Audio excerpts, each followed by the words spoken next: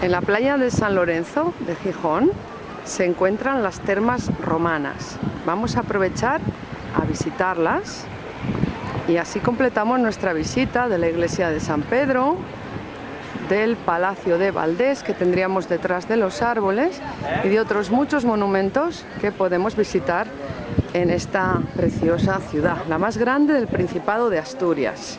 Bueno, pues vamos a entrar en lo que hoy en día es un museo, el Museo de las Termas Romanas de Gijón. Aquí, al principio, podríamos ver una maqueta. Gracias a esta maqueta nos es más sencillo explicarle a nuestros grupos en qué consistían las termas, cómo eran en su momento, qué partes quedan hoy en día, etc. Y ya haríamos la visita propiamente dicha de las termas.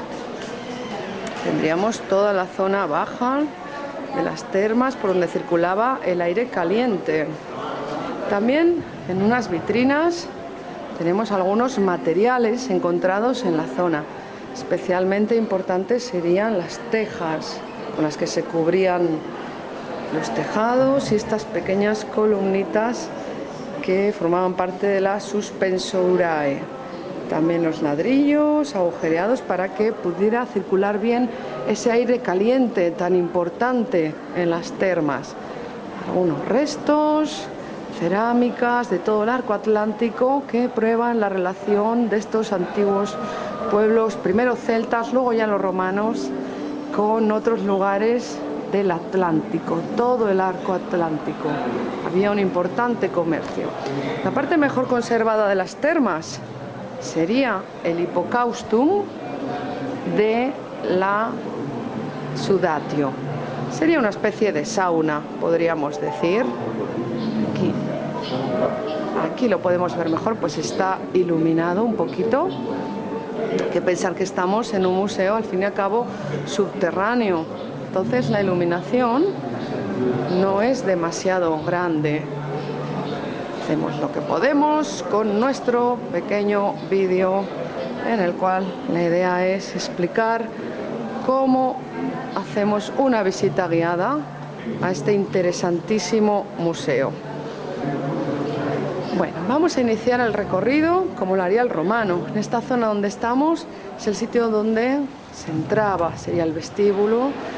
La zona que estamos enfocando ahora era el apoditerium, vestuario, más bien desvestuario, puesto que en las termas estaba normalmente desnudo.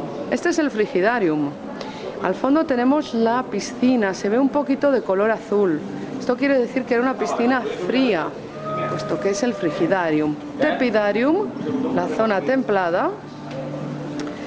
Del otro lado se ven muy bien las canalizaciones que vienen, por ejemplo, de la Sudatio. Esta parte es el suelo de la Sudatio. Hay que pensar que en realidad lo que tenemos aquí, bien conservado, serían los cimientos, serían las partes subterráneas de estas termas, pero que va muy bien para comprender cómo funcionaban, ya que en realidad el sistema del agua, del aire más bien caliente, circulaba subterráneo. Este sería un tepidarium, zona templada. Y finalmente el caldarium, donde ya estaríamos más calentitos. Ahí vemos las columnas que sujetaban el suelo. Estas termas al lado del mar, por eso tenemos estas pinturas que nos recuerdan que el mar está ahí mismo. Bueno, decía que estas termas en realidad fueron abandonadas. Con la caída del Imperio Romano, desgraciadamente la zona se utilizó para diferentes usos. Una parte fue vivienda, otra parte fue basurero, otra parte fue necrópolis. Fueron abandonadas hasta que en 1903 se descubrió algo, no sabían muy bien el qué, y ya mucho más adelante en el tiempo es cuando finalmente se excavaron y se hizo el museo que tenemos hoy en día. Estas zonas donde podemos ver que hay frescos eran utilizadas, no sabemos exactamente para qué, pero desde luego no podía ser nada relacionado con el agua, porque entonces no habría estos frescos.